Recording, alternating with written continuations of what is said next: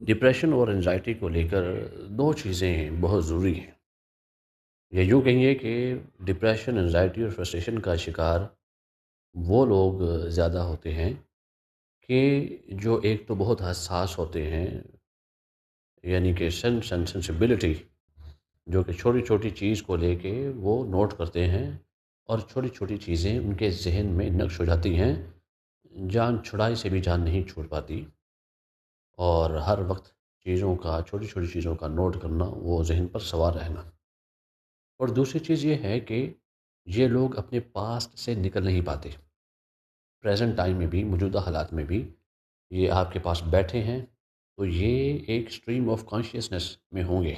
بظاہر آپ کی بات پہ آپ کی ہاں میں ہاں ملاتے چلے جائیں گے، بظاہر وہ وہاں پر موجود ہوں گے، لیکن مینٹلی جو ہے ان کے ذہن میں بہت سارے خیالات بیک وقت چل رہے ہوں گے، ان کے ذہن کو جکڑے ہوئے ہوں گے۔ تو پاسٹ سے، ماضی سے ان کا تعلق بڑا گہرا ہوتا ہے ڈپریسڈ لوگوں کا، اور ماضی سے جان چھڑانا بڑا مشکل ہوتا ہے۔ پھر چھوٹی چھوٹی چیزوں کو نوٹ کرتے چلے جانا۔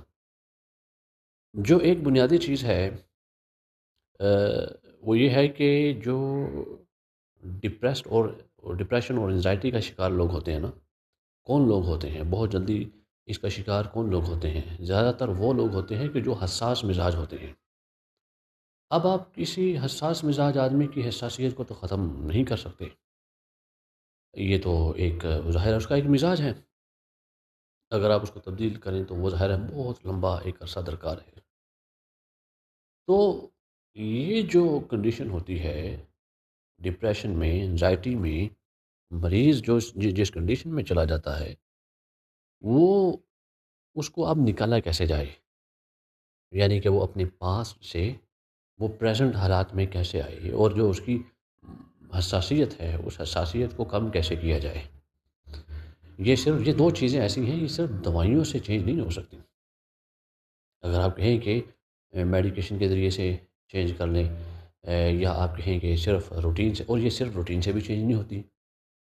جیسے کہ ہم نے پچھلی دفعہ عرض کیا تھا کہ وہ ڈپریشن والے مریض کے لیے یہ بہت ضروری ہے کہ اس کا کھانا پینا کنٹرول کیا جائے، مخصوص چیزیں دی جائیں، لکوڈ انٹیک زیادہ ہو، پانی زیادہ پیے، اور اس کا سونا جو ہے وہ ٹائم پہ ہو، کیسے ہو کہ وہ واک زیادہ سے زیادہ کرے، اس کو یورین زیادہ سے زیادہ آئے، ایگزاسٹ ہو، اس کے بعد وہ سو جائے۔ تو یہاں تک تو بات ٹھیک ہے، اور ساتھ میں ظاہر ہے ڈاکٹر کی جو کاؤنسلنگ ہے وہ بہت ضروری ہے، اور وہ دوائیاں وغیرہ وہ سب ٹھیک ہے اپنی جگہ۔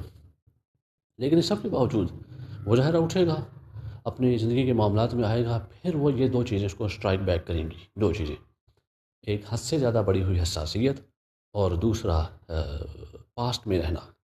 یہ دو چیزیں ہوتی ہیں کہ جو زیادہ نقصان دہ ہوتی ہیں ڈپریشن میں، انزائٹی میں اور فرسٹریشن میں۔ اب ان کو ختم کیسے کیا جا سکتا ہے؟ بلکہ یہ میں غلط کہہ رہا ہوں، ختم تو نہیں کیا جا سکتا، حساسیت کو کم کیا جا سکتا ہے، اعتدال پر لایا جا سکتا ہے۔ اور جو آدمی پاسٹ میں ہے وہ کیسے اپنے آپ کو ماضی سے، دیکھیں اب اس میں بھی یہ ہے کہ ماضی سے چھٹکارا تو نہیں پایا جا سکتا، پھر ہم وہی بات کریں کہ چیزوں کو مینیج کرنا ہے۔ ڈپریشن، انزائٹی، فرسٹریشن، اس کو ختم نہیں کرنا ہے، کیونکہ وہ تو ختم ہی نہیں ہو سکتی، کسی نہ کسی حد تک وہ لائف کا حصہ ہے۔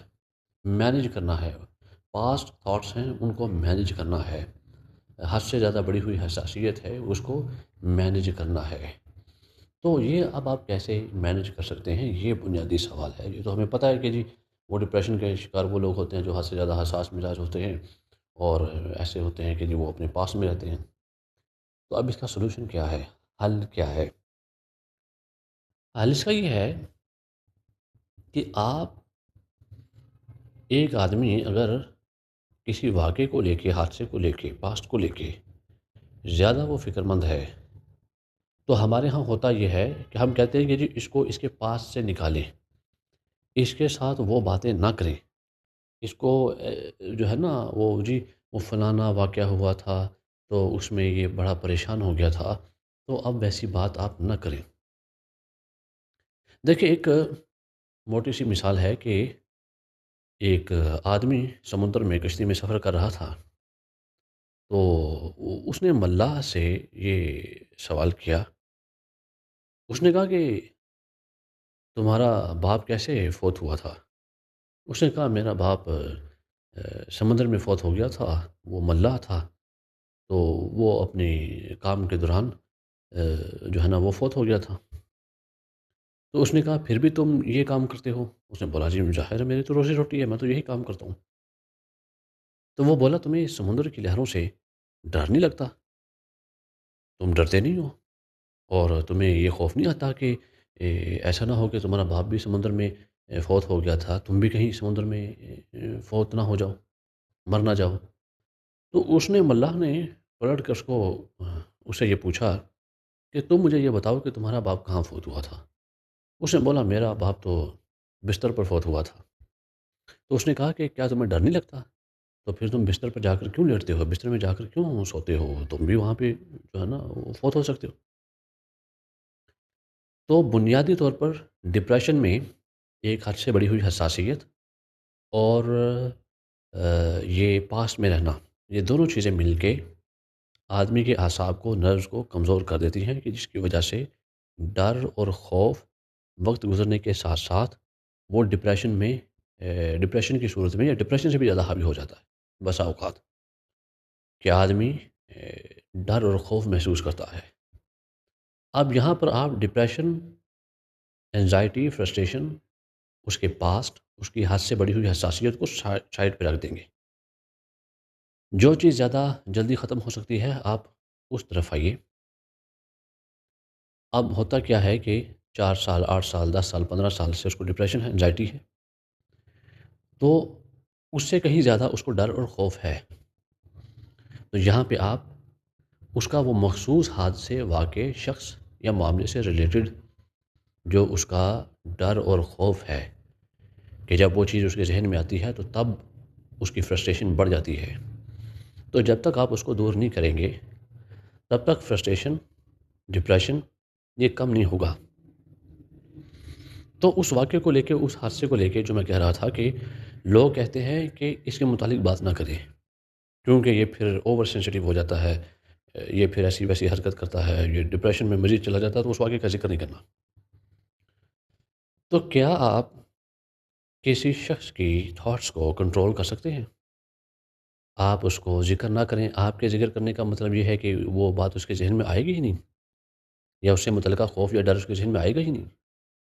آپ اس سے 10 گھنٹے سامنے بٹھا کر اس کو لطیفے سناتے رہیں، کامیڈی اس کے سامنے کرتے رہیں، تو اگلا جو گھنٹہ ہوگا، 11واں جو گھنٹہ ہوگا، ہو سکتا ہے اس کے پہلے ہی منٹ میں، پہلے ہی سیکنڈ میں وہی چیز جب کامیڈی ختم ہوگی، جب آپ کے لطیفے ختم ہوں گے، ہو سکتا ہے اس کے عین موقع پر، اس کے بعد ہی، اس کو پہلے منٹ میں ہی وہ چیز اس کے ذہن میں دوبارہ آ جائے۔ تو مائنڈ کو آپ ڈائیورٹ کر سکتے ہیں فور ٹائم بینگ، اس کو بہلا پھسلا سکتے ہیں۔ دیکھیں ذہن جو ہے نا، یہ ہماری باتوں سے بہت زیادہ چالاک ہے۔ ہمارا ذہن ہماری باتوں سے بہت، ہمارے مشوروں سے، باتوں سے بہت زیادہ چالاک ہے۔ تو آپ اس کو ڈائیورٹ کر سکتے ہیں فور ٹائم بینگ آپ، لیکن جو سوچ ہے، جو وہ ایلیمنٹ ہے، ایلیمنٹ آف فیئر ہے، اس کو آپ ختم نہیں کر سکتے۔ اس طریقے سے جو طریقہ آپ سمجھ رہے ہیں کہ جی ذکر نہ کرو، اس کو بھلا دو، آپ بھلانے سے، اور یہاں پہ میں یہ نہیں کہہ رہا کہ ختم نہیں کر سکتے، اس پرائے میں کہہ رہا ہوں کہ ختم نہیں کر سکتے، کہ مائنڈ کو ڈائیورٹ کر کے کسی نہ کسی طریقے سے اس کا ذکر نہ کر کے، اگر آپ نے یہ سوچ لیا ہے کہ اس سے پیشنٹ کو ریلیف مل رہا ہے، اس سے یہ بہتر ہو رہا ہے، تو ایسا نہیں ہے۔ آپ کو اس واقعے کا ذکر کرنا پڑے گا، اس کے ساتھ وہ چیز ڈسکس کرنی پڑے گی کہ جو اس کے ڈر اور خوف کا باعث ہے۔ جب تک آپ اس سے نیگوشیٹ نہیں کریں گے نا، ڈسکشن نہیں کریں گے، اس وقت تک وہ فیئر اس کے دل میں، دماغ میں پنپتا ہی رہے گا، بڑھتا چلا جائے گا۔ تو وقتی طور پر تو میں اس نظریے کے قائل ہوں کہ جو اس سے وہ بات نہ کریں، وہ مزید ڈپریشن میں چلا جائے گا، یا اس کا مائنڈ ڈائیورٹ کریں، یہ اچھی بات ہے، ایسا ہونا چاہیے، لیکن یہ پرمننٹ حل نہیں ہے۔ یہ ایک اچھا طریقہ ہے مائنڈ کو ڈائیورٹ کرنے کا اور ریلیکس کرنے کا، اور اس واقعے کا جو اس کے ذہن میں حائل ہے جو وجہ ہے ڈپریشن انزائٹی کا وہ ذکر نہ کرنا، وہ وقتی طور پر تو ٹھیک ہے، لیکن پرماننٹلی اگر آپ یہی سوچتے چلے جائیں تو اس کا مطلب یہ ہے کہ آپ مریض کے مرض کو بڑھا رہے ہیں، کیونکہ اب صرف بات ڈپریشن اور انزائٹی کی نہیں ہے، اب بات آگے بڑھ کر ڈر اور خوف میں تبدیل ہو چکی ہے۔ ڈپریشن کو اگر آپ لے کر بیٹھ جائیں گے تو یہ بات ناکافی ہے، تو آپ نے وہ ڈر اور خوف جو واقعہ جو معاملہ اس کے ساتھ ہوا ہے آپ کو اس کے ساتھ ڈسکس کرنا پڑے گا۔ جب تلک آپ اس سے ڈسکس، ہاں ہو سکتا ہے اور بسا اوقات ایسا بھی ہوا کہ جب بات سے بات نکلتی ہے ایسا تو نہیں ہے کہ وہ آدمی بے وقوف تو نہیں ہے، ٹھیک ہے نا جی، آپ اس سے بات کریں گے، آپ اسے ڈسکس کریں گے، ہو سکتا ہے اسی کے منہ سے ڈسکشن کے دوران کوئی ایسی بات نکل آئی، آپ سمجھے ہاں یار یہ بات جو ہے نا یہ ہم اس کے ساتھ کر کے دیکھتے ہیں، اس نے کہا کہ ایسے میں بہتر محسوس رہتا ہوں، ایسے میں بہتر محسوس کرتا ہوں، اور یہ چیز بہتر ہے میرے لیے، بجائے یہ کہ آپ اس کو یہ کہیں کہ تمہارے لیے یہ بہتر ہے یا اس کے لیے یہ بہتر ہے۔ آپ اسے کیوں نہیں پوچھتے کہ بھائی تو پھر بتاؤ کیا ہوا تھا، کیسے ہوا تھا؟ عین ممکن ہے جب وہ پھٹ پڑے، جب وہ آپ کو بتانے لگے، بتاتے بتاتے باتوں باتوں میں وہ کوئی آپ کو کلو دے جائے، کوئی اشارہ دے جائے، کوئی سمٹم دے جائے ایسی کہ جسے آپ اس کی دکھتی رگ پکڑ لیں،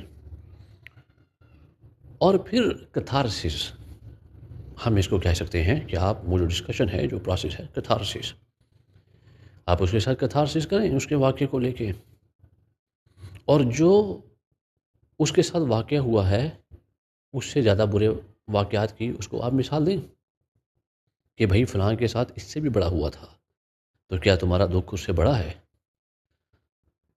اچھا چلو میں تمہیں فلانے کے پاس لے چلتا ہوں۔ مثال کے طور پر ایک آدمی، ایک فرضی ہم مثال لیتے ہیں، ایک آدمی ہے اسے 20 لاکھ روپے کا نقصان ہو گیا کہ جس کے بعد وہ ڈپریشن میں چلا گیا۔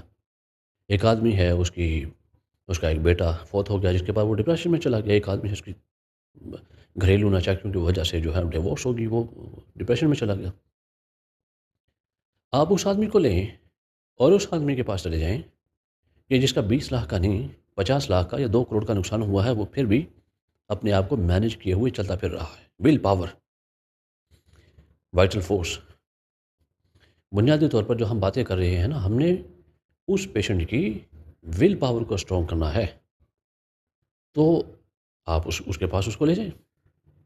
تو جب وہ عملی طور پر اپنے سے زیادہ بڑے مظلوم کو سامنے دیکھ لے گا نا، تو اس کو الٹیمیٹلی اپنا غم ہلکا لگے گا۔ آپ کی باتوں سے ہلکا نہیں ہوگا، صرف دوائیوں سے ہلکا نہیں ہوگا، صرف طفل تسلیوں سے ہلکا نہیں ہوگا،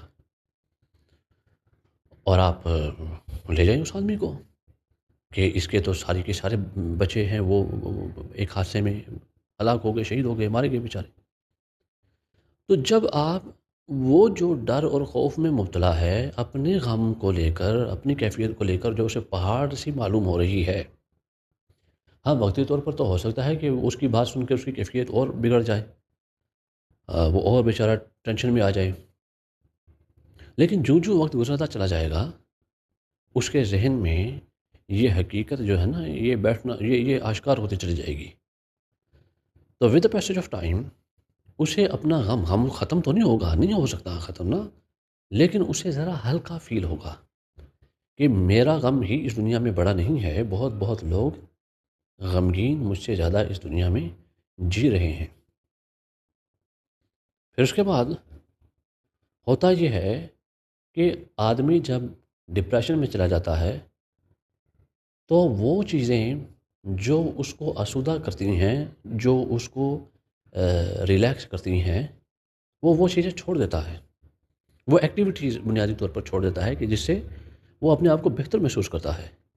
تو آپ نے فائنڈ آؤٹ کرنا ہے کہ وہ کیا ایکٹیویٹیز ہیں کہ ڈپریشن سے پہلے جن کے کرنے سے یہ اپنے آپ کو بہتر محسوس کرتا تھا۔ آپ ان ایکٹیویٹیز کو فائنڈ کریں اور آپ اس سے ڈسکس کرتے ہوئے اس کا پہلے تو کتھارسس کریں، جیسا کہ میں نے بولا۔ کتھارسس کے بعد اس کا غم ہلکا کر دینے کے بعد، ڈپریشن انزائٹی ہلکا کر دینے کے بعد، پھر اب وہ ایکٹیویٹیز جو وہ چھوڑ چکا ہے ڈپریشن اور انزائٹی میں آ کر، اور جو اسے پہلے وہ کیا کرتا تھا، آپ وہ فائنڈ آؤٹ کریں اور آہستہ آہستہ ون بائی ون اس کو ان ایکٹیویٹیز میں انڈلج کرنے کی کوشش کریں، اپنے آپ سے اس کو جو ہے نا لاہے عمل نہ دیں کہ آپ ایسے کریں، وہ ایسے کریں، صبح کو آپ ایسے کریں، وہ آپ یوگا کریں یا فلاں. یوگا کی میں مخالفت نہیں کر رہا، لیکن ہو سکتا ہے اس نے زندگی میں کبھی یوگا کیا ہی نہ ہو. ٹھیک ہے نا جی؟ تو اس کو پسند بھی نہ ہو، تو آپ کیوں مجبوری میں اس کو یوگا کروانا چاہتے ہیں؟ اگرچہ یوگا اچھی بات ہے، آپ کے میرے نزدیک اچھی بات ہے. ہو سکتا ہے کہ اسے صبح کو کرکٹ کھیلنا اچھا لگتا ہو سکتا ہے اس کو صبح کے وقت واک کرنا اچھا لگتا ہو سکتا ہے کہ اس کو شام کے وقت موویز دیکھنا اچھا لگتا ہو، کوئی بھی ایکٹیویٹی کرنا اچھا لگتا ہو جو کہ وہ کرتا رہا ہو، اور جو کہ اب وہ منوٹنی میں آ کر، میلنکلی میں آ کے، اداسی کسی کیفیت میں آ کے وہ چھوڑ چکا ہے. آپ اس کو فائنڈ آؤٹ کریں اور ان ایکٹیویٹیز میں اس کو دوبارہ سے انڈلج کرنے کی کوشش کریں. اپنی طرف سے نسخے نہ لگائیں اور لمبے چوڑے اس کو درس نہ دیں اپنی طرف سے کہ دیکھیے آپ ایسے کریں، دوپہر کو آپ ایسے کریں، شام کو آپ ایسے کریں. سب کچھ اس کے اندر ہے، اس کے مائنڈ میں ہے. یو ہیو ٹو کارو آؤٹ. آپ نے اس کو سمجھنا ہے، اس کے لیول پر جا کر سمجھنا ہے.